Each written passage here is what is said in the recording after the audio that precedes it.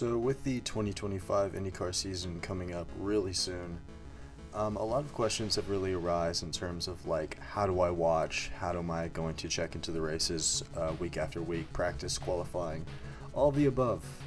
For months, it's been a big question, and now it's getting into almost panic mode for some people, as trying to find options is becoming very limited, and streaming especially is becoming very limited. And something I wanted to talk about, as we have options in terms of if you have cable, a TV antenna, which I have personally because I'm not paying $100 a month for cable, and just some of the streaming options right now that we really don't have as we kind of look at IndyCar's future. So the old model that was used was Peacock, was about $6 a month, very affordable. You got practice, qualifying, and all the races live. It was beautiful. You could watch them back. It was a beautiful system.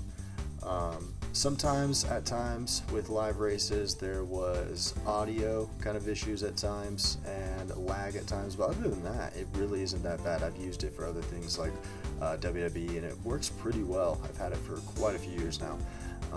But as they moved over to Fox, that streaming service obviously was going to be done with, and that partnership obviously with that being with NBC. And Fox not really having anything lined up in terms of a streaming option for this season. So it's looking very limited in terms of options. And yes, I know, I was one of the few 30,000 people that used Peacock. Everyone loved to make fun of that during the season, but there are those of us that do exist, that do use streaming options. And if you really want to bring in the younger demographic, I mean, streaming is going to be a bigger thing. How many people do you know under the age of 30 that have a cable package?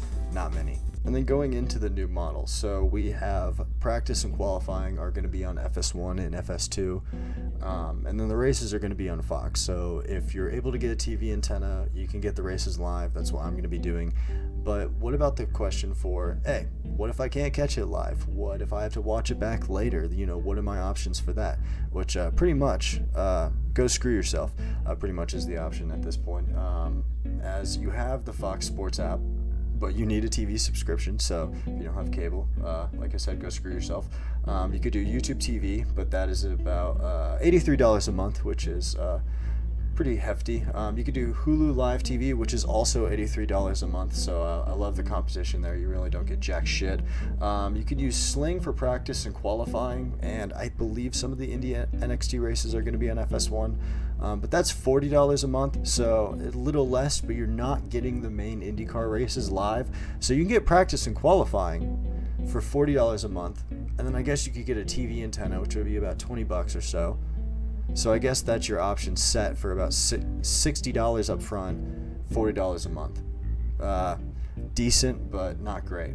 And then you have IndyCar Live, which is $20 for the whole season, but it's a 24-hour delay for all of the races, qualifying, practice, all of that for everyone in the U.S. So that's the only options at this point that we really have. So it's very limited. So Fox needs to get their shit together and get something in the works, which was the talks before the season, in the off season. I believe they said it was going to be like $50 a month, but you had all the access to NASCAR content, IndyCar content, Formula One, and all the various kind of sports shit on Fox. But we really don't have much else at this point, and we don't really have a lot of answers into the future, which is kind of a concern if you think about it going into the future, because everyone loves to make fun of the fact of like, hey, streaming isn't as big in terms of watching IndyCar races, which yes it is. If you want to look towards the future, it's going to be, and it's going to have to be. Streaming is the way of the future, whether you want to admit it or not. It's kind of unfortunate. It's taking the place of cable at this point. It's just as expensive as we complained about back in the day with cable packages, but I mean, that's where we're heading into, as everything is going very digital, and a lot of the younger demographic is going to be looking towards streaming and streaming options in terms of watching their content in terms of the future. So if we're going to be taking this and kind of being like, hey, how can we take this seriously? How can we bring in more fans? You need to have a good streaming platform, or have IndyCar be on a good streaming platform. That's what we had before. I know it wasn't perfect, but it was there. It was an option. Now we have no options. So we have all the fancy commercials, all the fancy stuff. Now we need something for the fans. I don't know, just a thought. I'd love to hear anyone else's thoughts on it in terms of the issue, how you're going to be watching the races in the future. I personally would be probably just watching with the TV antenna at this point and just trying to keep up with the races if I can. YouTube highlights, all the shit. So yeah, I'm really looking forward to the season though. I feel like it's going to be a really exciting year and a very good year for IndyCar. So as long as we can get that streaming option up in the future for next year, I think things will be looking good. So let's hope.